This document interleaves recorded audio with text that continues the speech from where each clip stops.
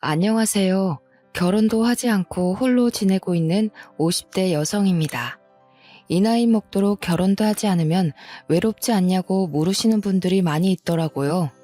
생활력이 강하고 독불장군처럼 앞만 보고 직진하는 성격으로 오해하시는 분도 있습니다. 그런데 저는 어릴 때부터 연약하고 마음이 여렸습니다. 항상 누군가랑 같이 있어야 하고 기댈 상대가 필요했죠. 지금은 아니지만 어릴 적에는 그 상대가 언니였습니다. 언니가 잠깐 어디로 가버리면 하루 종일 언니를 찾은 적도 있습니다.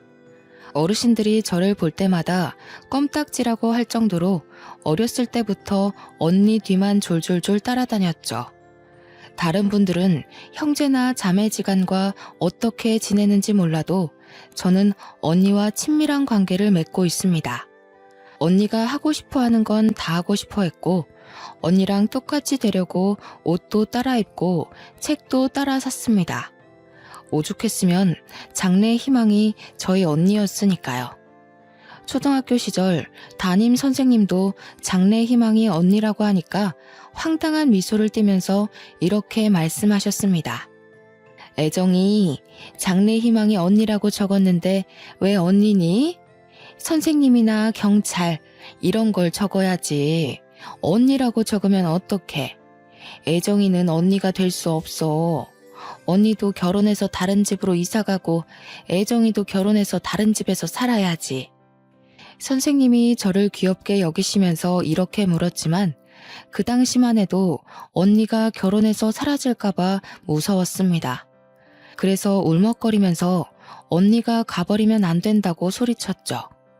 선생님이 당황스러워하시면서 결혼해서도 같이 살라고 달래셨지만 나이를 먹어갈수록 같이 살 수는 없을 거라는 예감이 들었습니다. 저희 부모님은 물론 이웃집 사람들만 해도 결혼하고 나서도 언니와 같이 사는 사람이 없었거든요.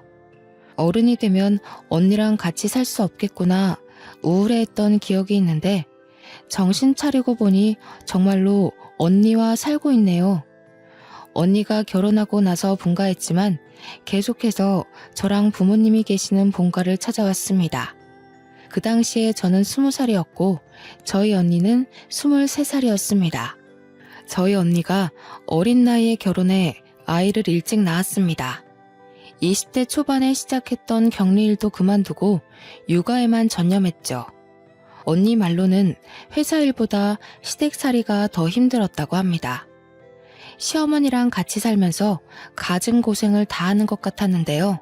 제가 속상해할까봐 자세히 이야기해주지는 않았지만 제가 직접 목격한 것도 있었습니다. 언니가 시어머니를 피해 저희 집으로 와서 쉬고 있을 때가 있을 때였습니다. 갑자기 문 두드리는 소리가 들려서 밖으로 나가보니 사돈 어르신이 와 있었습니다. 에이, 그것 여기 있지? 뭐 한다고 자꾸 밖에 나가 있는 거냐, 어? 내가 잡아먹기라도 했어? 죄송해요. 잠깐 동생 얼굴 좀 보고 싶어서 그랬어요. 우리 하윤이가 이모 보고 싶다고 해서요. 언니가 서둘러 짐을 싸서 나서는데 너무 불쌍해 보였습니다. 결혼 전까지만 해도 늘 환하게 웃던 언니인데 결혼한 이후로 불행해 보였죠. 저한테 몰래 전화를 해서 울먹거리거나 보고 싶다고 말한 적이 많이 있었습니다. 지금이라면 사돈 어르신한테 그러지 말라고 말려보기라도 할 텐데 저도 나이가 참 어렸습니다. 그 모습을 보고만 있다가 언니를 떠나보내고 말았는데요. 어느 날은 언니가 새벽에 전화를 걸어와서 너무 힘들다고 하는 거 있죠. 잠을 자다가 그 전화를 받았는데 깜짝 놀라서 잠이 다 깼습니다. 언니가 흐느끼는 소리를 듣자마자 잠옷 차림으로 언니의 시댁으로 달려갔습니다. 언니가 슬그머니 시댁을 빠져나와서는 제게 다가오는데 무슨 귀신이 다가오는 줄 알았습니다.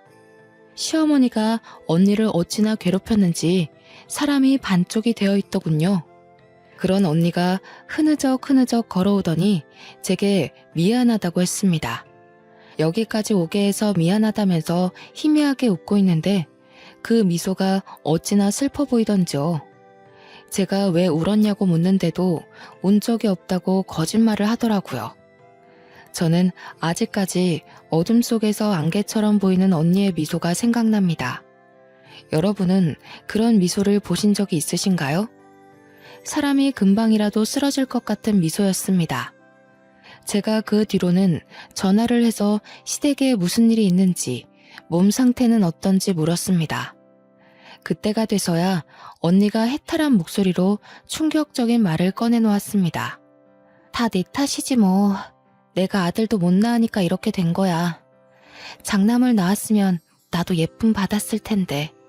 언니가 흐느끼면서 전화를 끊길래 저도 눈물을 흘리고 말았습니다. 그 뒤로 언니에게 차라리 독립하라고 아니면 이혼이라도 하라고 말해보았습니다. 하지만 그게 쉽냐고, 이혼하면 우리 하윤이는 어쩔 거냐고 묻더군요. 언니가 꾸역꾸역 그런 시집살이를 견디고 있는데 제가 해줄 건 하윤이를 봐주는 일뿐이었습니다. 시댁에 주말마다 전화를 해서 하윤이가 보고 싶다, 언니가 보고 싶다 떼쓰는 일이 제 일이었습니다. 언니는 난감한 척 저한테 화를 내는 척하면서 제 집으로 겨우 왔었죠.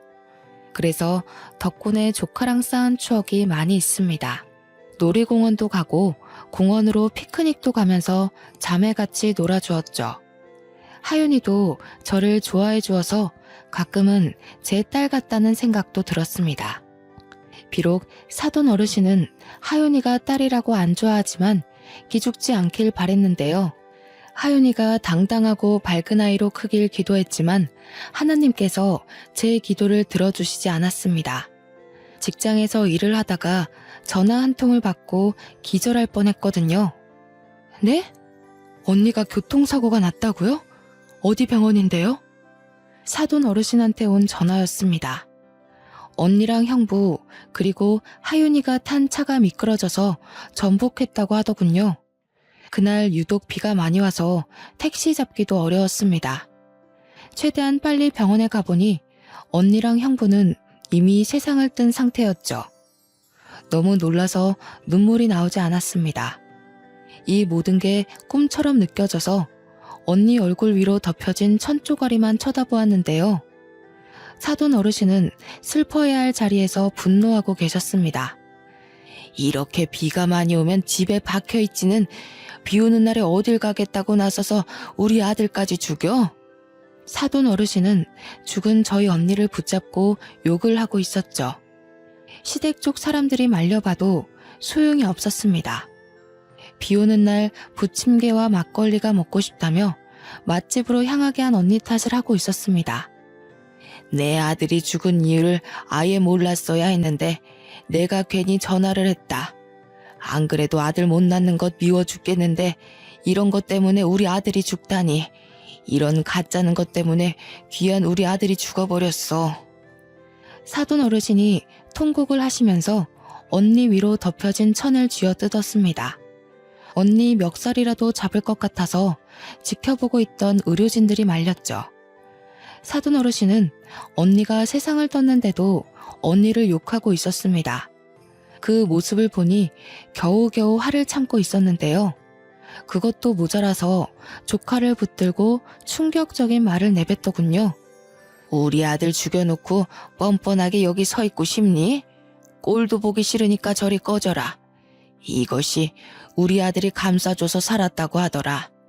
이것만 없었으면 우리 아들 살았어. 사돈 어르신께서 119 구급대원에게 사고 당시 현장을 전해 들었나 봅니다. 형부가 하윤이를 살리려고 꽉 껴안은 채 머리를 보호하고 있었던 것 같습니다.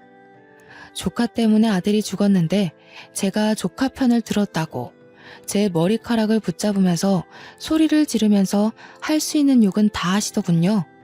너도 똑같아. 아들도 하나 못 낳는 것이랑 핏줄이 똑같으니 멍청하게 나불대는 것이겠지. 이 못된 버르장머리를 당장 고쳐놔 줄 테니까 오늘 너 죽고 나 죽자. 제가 아파서 주저앉으니 이번엔 할머니의 손길이 조카에게 뻗쳤습니다. 조카의 옷깃을 마구잡이로 붙잡더니 호통을 치시는 거 있죠? 이런 요망한 것, 네가 내 아들을 죽였어. 이런 것하고 나는 같이 못 살아. 꼴도 보기 싫으니까 당장 내보내라. 기적적으로 살아난 아이를 치료도 받지 못하게 하고 멱살 잡다시피 협박을 하고 있었습니다. 여기서 제 조카가 보인 반응이 더 슬펐습니다. 사시나무 떨듯 떨며 바닥에 풀썩 주저앉더라고요. 애가 어찌나 놀랐는지 울지도 못하고 속으로 눈물을 삼키고 있었죠. 저는 그런 하윤이를 감싸 안은 채 사돈 어르신과 떨어뜨려 놓았습니다. 그만하세요. 진정하시라고요. 갑자기 난 사고 때문에 많이 놀라신 것 같은데 일단 집으로 돌아가세요. 저희가 장례 절차 밟도록 하겠습니다. 네가 뭔데 이래라 저래라야? 이제 남이나 다름없는 것이 어디 눈을 부라리고 있어? 우리 아들 장례는 내가 할 거다. 신경 쓰지 말고 그 모자란 것 때리고 가버려라. 제가 진정하라고 중재하는데도 사돈 어르신이 오히려 저를 밀치며 호통을 치셨습니다. 조카에게 고아원에 보내버릴 거라는 말까지 해서 저는 얼른 하윤이의 두 귀를 막아버렸죠. 그리고 하윤이에게 다정하게 속삭이며 오늘 있었던 일은 모두 다 잊어버리라고 했습니다. 하윤아, 할머니가 진심으로 하는 말 아니야. 그러니까 마음에 담아두지 마. 차라리 다 잊어버리자. 이모도 잊고 싶으니까 다 잊으려고 해.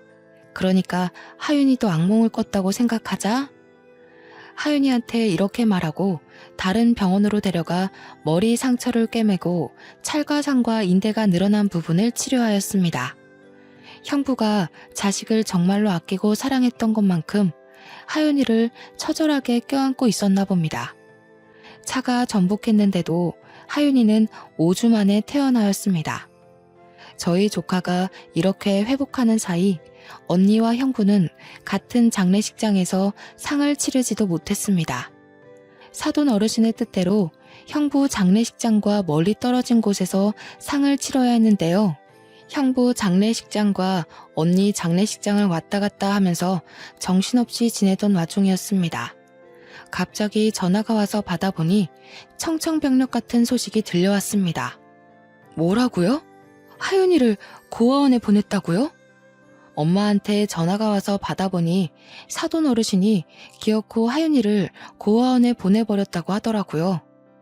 엄마도 이제 알았다며 어쩌면 좋냐고 하길래 서둘러 하윤이가 있다는 고아원에 가보았습니다. 구석에서 외롭게 앉아있는 하윤이를 보고 눈물을 터뜨리고 말았죠. 언니가 죽었을 때보다 더 서럽게 울었던 것 같아요. 그때 사돈 어르신이 인간만도 못하다고 느꼈습니다. 사돈 어르신 말대로 이제 가족도 아니니 저도 예의를 차리지 않으려고요. 그렇게 굳게 다짐하고 하윤이를 데려왔습니다. 그리고 제 밑으로 호적을 올려서 키우기로 했죠.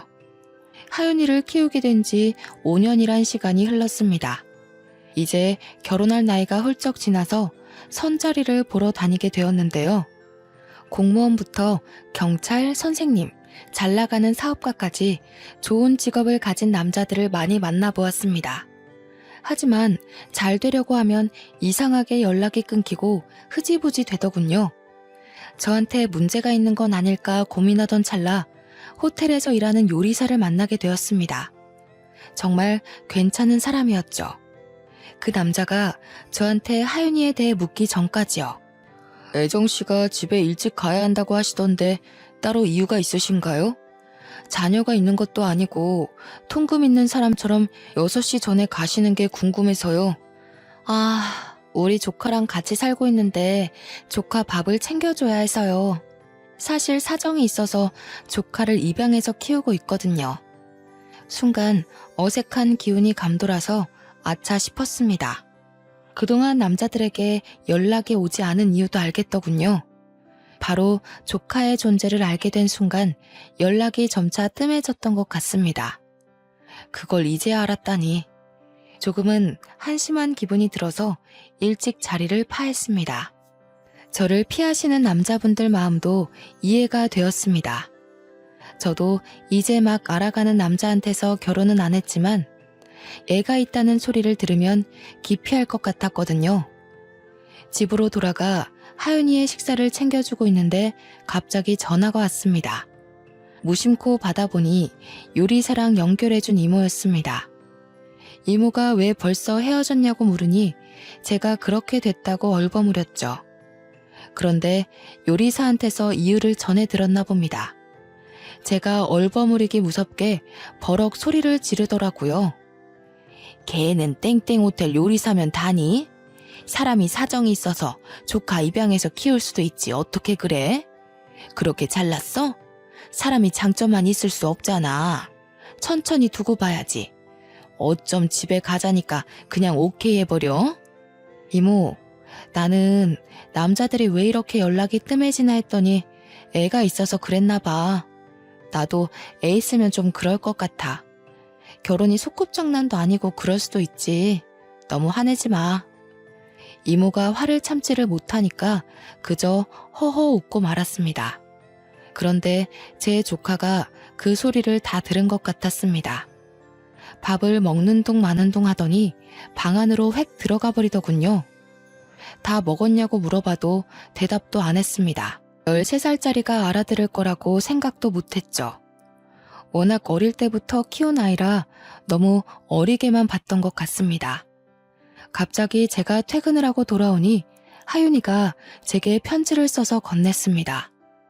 기특한 마음에 얼른 편지를 읽어봤는데 편지의 내용은 충격적이었습니다. 자기는 괜찮으니 고아원에 들어가겠다고 하는 거 있죠? 자기가 고아원에 들어가면 제가 좋은 남자를 만나서 결혼할 수 있을 거라고 했습니다. 그 편지를 읽는 순간 눈물이 고였지만 조카에게 그런 말 하는 거 아니라고 혼을 내버렸습니다. 누가 이런 편지 쓰래? 이모가 혜윤이 버리고 결혼할 것 같아? 어디서 그런 말을 해? 따끔하게 혼을 냈더니 조카가 엉엉 울어버리더군요. 그런 조카를 꼭 껴안으며 결혼을 포기하기로 마음먹었습니다. 조카가 있어서 떠날 남자라면 평생을 함께할 가치도 없다는 생각이 들었고 결혼하는 것보다 조카랑 같이 있는 삶이 더 소중해 결혼하지 않기로 한 것입니다. 물론 이런 저를 이해해주고 결혼하겠다고 나서는 남자가 있다면 결혼식을 올릴 테지만 그런 남자는 보이지 않았죠. 그래서 그 뒤부터 어른들이 만들어준 선자리에 나가지 않았습니다. 그 시간에 조카를 위해 돈을 벌거나 조카와 지내는 시간을 늘렸는데요. 그렇게 열심히 살다 보니 조카가 어느새 고등학생이 되어 의대를 목표로 하기 시작했습니다. 제가 의대 가라고 강요한 것도 아닌데 코피를 쏟을 정도로 공부를 하였습니다. 아침 일찍 일어나 등교하기 전에 간단하게 영단어를 외우고 밥 먹으면서 교과서를 훑어보고 있더라고요. 조카 말로는 점심시간에도 밥을 빨리 먹는다고 들었습니다. 얼른 교실로 돌아와 공부를 하려고요. 저도 그렇고 언니도 그렇고 어렸을 때 그런 적이 없었는데 도대체 누굴 닮았는지 완전히 책벌레가 다 되어 있었습니다. 어느 날은 늘 전교에서 1등인 녀석이 5등을 한 날이 있었습니다. 저는 컨디션이 안 좋으면 그럴 수 있다고 위로해 주었는데요. 오히려 자기가 성을 내면서 과외를 붙여주라고 하더라고요. 아무래도 학년이 올라갈수록 애들이 사교육에 집중하는 모양이었습니다. 그동안 과외나 학원 없이도 공부를 곧잘 잘해내던 조카 녀석이었는데 승부욕이 올랐는지 제게 부탁을 다하더군요. 하윤이가 뭘 해달라고 한 적은 처음이라서 학부모들한테 수소문해서 유명한 과외 선생님을 붙여주었습니다. 저희 조카가 똑똑한 것도 있지만 과외를 받으니 성적이 쑥쑥 올랐습니다. 그 뒤로 1등을 놓친 적이 없었죠. 그러다 조카가 쓰러진 날이 있었습니다. 회사에서 일을 하다가 전화를 한 통 받았는데 저희 하윤이 담임 선생님이더군요. 하윤이가 수업을 듣다가 쓰러져서 병원에 있다고 하길래 바로 달려갔습니다. 선생님이 알려주신 땡땡 병원으로 가보니 하윤이가 링거를 맞고 누워있더라고요. 그 뒤로 제가 한약도 지어주고 쉬엄쉬엄 공부하라고 몇 번이나 강조하였습니다. 혹시 몰라 제가 몰래 지켜보고 있는데 하윤이가 잔다고 해놓고 새벽에 일어나서 몰래 공부를 하고 있었습니다. 이러니까 픽픽 쓰러지는 거라고 책을 빼앗아서 재운 적도 여러 번 있었죠. 이렇게 독하게 공부를 하니 서울대 의대에 들어갈 수밖에요. 우리 하윤이가 서울대 의대에 들어간 소식을 어떻게 들었는지 사돈 어르신이 찾아오셨습니다. 마음 같아서는 사돈 어르신인 거 알게 된 순간 내쫓고 싶었지만 그럴 수 없었습니다. 현관문이 열리자마자 밀고 들어오시더니 제 뒤에 서 있는 하윤이를 보시더라고요. 하윤이가 서울대 의대에 들어갔다며? 다른 자식도 아니고 죽은 우리 첫째 아들 자식인데 내가 챙겨줘야지.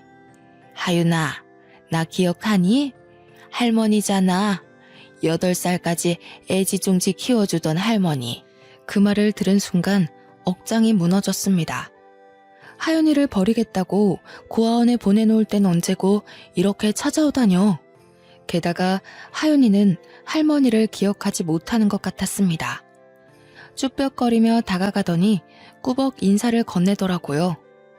사돈 어르신은 그런 조카를 보고 좋다고 미소 짓더니 원래부터 자상한 할머니였던 척 껴안기까지 하였습니다. 아유, 우리 하윤이 보고 싶었다. 하윤이도 할머니 보고 싶었지? 그동안 어떻게 지냈니? 할머니가 그동안 사는 게 힘들어서 이렇게 늦게 왔다. 이번에 의대에 들어갔다며? 할머니가 다 지원해 줄 테니까 독립하고 싶으면 말해라. 등록금이랑 생활비도 대줄게. 사돈 어르신이 조카에게 핸드폰을 달라고 하더니 연락처를 입력해 놓았습니다. 아무것도 모르는 조카 녀석은 그저 좋아라 하더군요. 저한테 입양 온 후로 외가 쪽 식구들이랑 교류하지 않고 쭉 지내왔으니 반가웠을 겁니다. 그 모습을 보니 너무 섭섭했지만 할머니가 버리려고 했다는 말을 할 수가 없었습니다. 얼마나 충격이었으면 그런 엄청난 기억을 다 까먹을까 싶었죠. 8살짜리가 겪었을 고통을 또 겪게 하고 싶지 않아서 입을 꾹 다물었습니다. 하지만 밤마다 이걸 조카한테 말해줘야 하나 말아야 하나 고통 속에 시달렸습니다. 나중에 조카가 알게 돼서 저한테서 큰 배신감을 느끼면 어쩌나 고민이 되더군요. 저 혼자 고민 속에 갇혀서 끙끙 앓고 있으니 시간이 흘러 조카가 기숙사에 들어가는 날이 되었습니다. 간단하게 짐을 싣고 학교 기숙사 쪽으로 가려고 했는데요. 갑자기 사돈 어르신이 나타나 저를 막아섰습니다. 예, 짐이 이것뿐이니? 여자애 혼자서 지내는 건데 이것밖에 안 가져가면 어떡해? 나머지는 택배로 붙일 거예요. 제가 알아서 할 테니까 신경 쓰지 마세요. 뭐? 신경을 쓰지 말라고? 이런 일은 할머니가 신경 써야지 누가 쓰니? 나이도 어린 게 왜 이렇게 버릇이 없어? 마음 같아서는 욕짓거리를 내뱉고 싶었지만 조카가 있어서 참았습니다. 사돈 어르신은 제 차에서 짐을 빼내더니 기어코 자기 차에 실어서 조카를 끌어당겼습니다. 조카가 제발 따라가지 않길 바랬는데 자연스럽게 사돈 어르신 차로 옮겨 타더군요. 속이 부글부글 끓었지만 주먹을 꽉 쥐며 심호흡을 하였습니다. 제 차로 조카를 따라가 학교 캠퍼스는 어떤지 기숙사 환경은 어떤지 자세히 뜯어보았습니다. 하지만 조카는 할머니 곁만 졸졸 따라다니며 위주알고주알 이야기하고 있었죠. 결혼까지 포기하고 키워낸 귀한 조카가 할머니 자격도 안 되는 늙은 여자에게 저러니 억울했습니다. 남몰래 눈물까지 닦아내며 그 수모를 참아냈는데요. 수모는 거기서 끝난 것이 아니었습니다. 하도 조카에게서 연락이 오지 않아서 오랜만에 전화를 해보았습니다. 그런데 조카가 받지 않더군요. 그런 날이 수도 없이 지난 뒤에야 걱정이 돼서 학교까지 찾아가려고 했습니다. 사돈 어르신이 어떻게 알았는지 갑자기 저한테 전화를 해서는 이런 소리를 짓거리더라고요. 너 자꾸 하윤이한테 전화하지 마라. 네가 자꾸 전화해서 공부에 방해된다고 하더라. 사돈 어르신이야말로 하윤이 고아원에 버릴 때는 언제고 갑자기 왜 이러시는 거예요? 하윤이가 의사 될 것 같아서 그러세요? 너야말로 하윤이가 의사 될 것 같아서 견제하는 거니? 할머니가 이제 지원 좀 해주겠다는데 왜 말을 그렇게 하니? 제가 하윤이한테 옛날에 있었던 일 다 이야기하면 어쩌려고 이러세요? 하윤이랑 잘 지내고 싶으면 사과부터 하세요. 뭐? 하윤이한테 쓸데없는 소리 하지 마라. 왜 안 해도 되는 말을 하려고 해? 괜히 아픈 상처 건드려서 무슨 일을 치르려고. 그러다 걔 공부 안 되면 어쩌려고 그래? 괜히 애 인생 망치려고 하지 말고 입 다물고 있어라. 제가 차를 세우고 욕짓거리를 내뱉으려고 하니까 전화를 뚝 끊어버리더군요.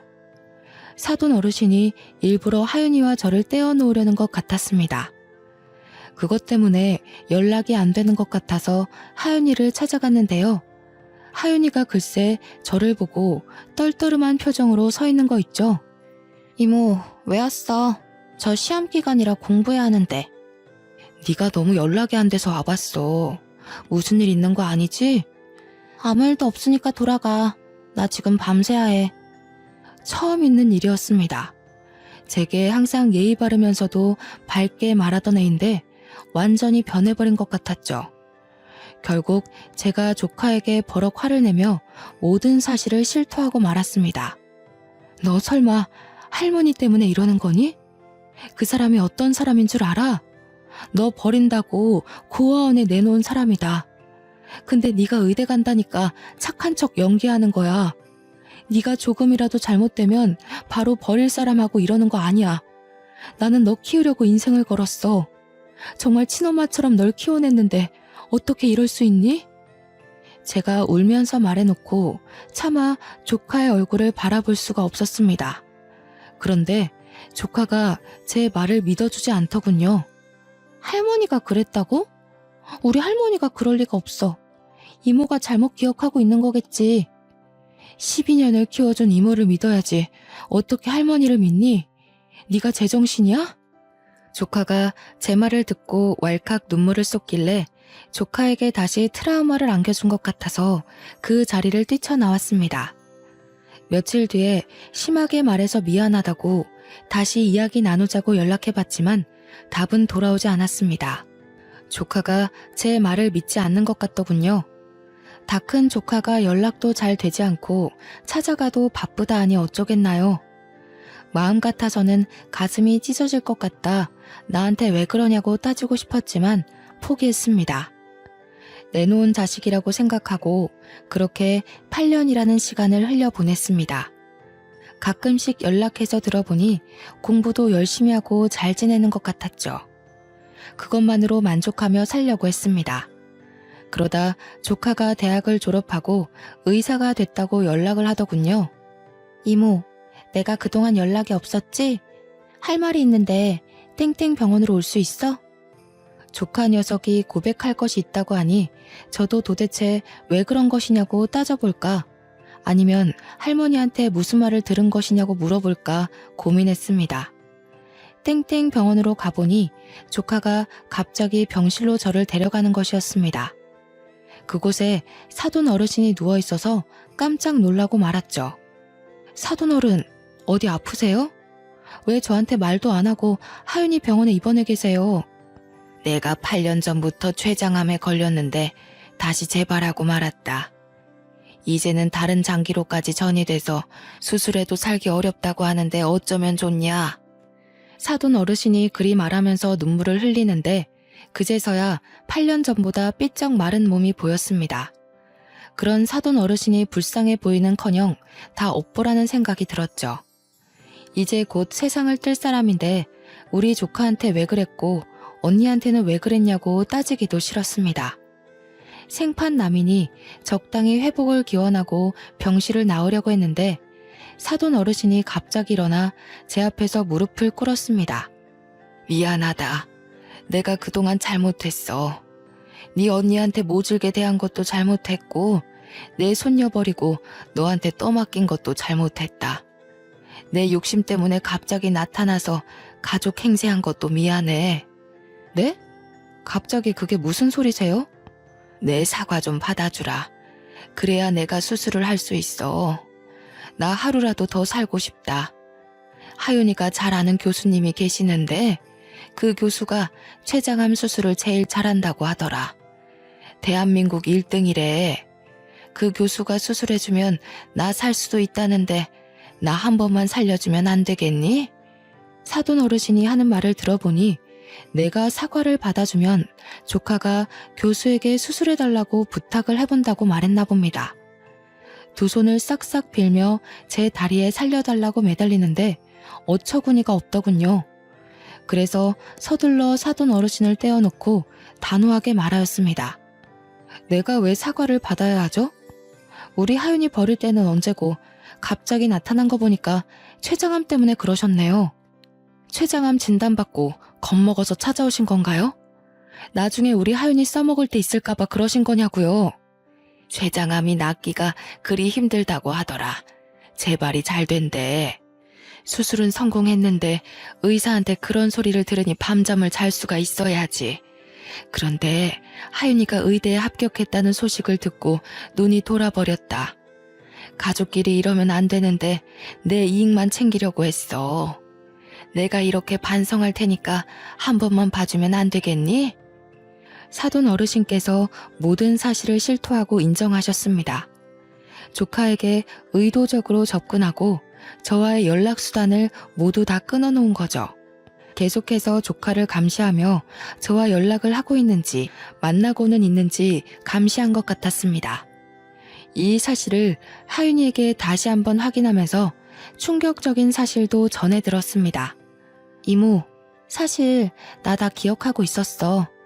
할머니가 나 고아원에 보냈던 것도, 이모가 나 다시 데리고 간 것도. 그런데 할머니가 다시 나타난 순간 무슨 꿍꿍이가 있을 거라는 생각이 들었거든. 할머니 집에도 놀러가고 같이 연락하면서 할머니가 췌장암에 걸렸다는 사실을 알게 되었어. 아무리 할머니가 미워도 그러면 안 되는데 꼭 복수해주고 싶은 마음에 여기까지 오게 된 것 같아. 그런다고 이모 연락을 무시해? 내가 얼마나 속상했는지 아니? 너한테 잘못한 게 있나 몇 번이나 생각했다. 너도 내가 보낸 문자 봤지? 그 문자들 보면 네 할머니가 무슨 말로 널 꼬셨나 불안했는지 알 거다. 그 문자들을 보고도 어떻게 연락 한 번 안 할 수 있니? 복수의 눈이 멀었어. 그래서는 안 되는데 밤마다 꿈에서 엄마가 나와. 그리고 할머니가 고아원에 버리고 가는 꿈을 꿔서 어쩔 수 없었어. 내가 코피 흘릴 정도로 공부 열심히 한 것도 할머니 생각에 분해서 그랬던 거야. 조카가 울먹거리면서 저명한 의사가 되어 아픈 할머니를 배신하는 꿈을 꾸고 있었다고 말하였습니다. 제가 연락 문제로 서운해하거나 저랑 멀어질 때마다 할머니의 몸이 약해져서 양로원에 입원시키는 상상을 했다고 해요. 복수를 다하면 다시 저를 찾아와 모든 사실을 털어놓으려고 했다고 합니다. 그 말을 듣는 순간 울분에 차 조카의 등을 내려치면서 소리쳤습니다. 아이고 이거사, 네 인생 망칠 수도 있는 짓을 왜 해? 그러다 의사 면허라도 박탈당하면 어쩌려고 그러냐고.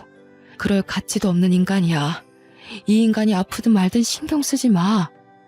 제가 얼른 여기서 나가자고, 저 인간하고는 전혀 상관없는 사이로 지내자고 말하자 사돈 어르신이 제 발에 매달렸습니다.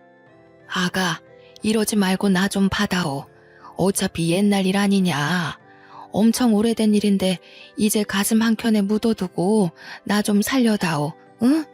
내가 이 은혜 꼭 갚을게. 지금 가슴 한켠에 묻어두라고요? 언니한테 한 일을 생각하세요. 언니 죽을 때까지 괴롭히고 못 살게 군 것도 모자라 우리 하윤이 버렸잖아요. 그걸 어떻게 용서하라고 그러세요? 그럼 내가 어떻게 해야 용서할 거니? 이렇게 엎드려 빌까? 사돈 어르신이 부들부들 떨며 애처롭게 바라보길래 마음이 차분해졌습니다.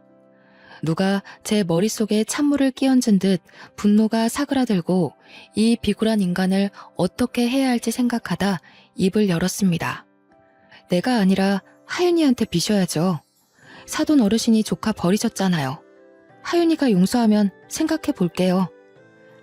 하윤아, 우리 조카, 내가 정말 미안하다.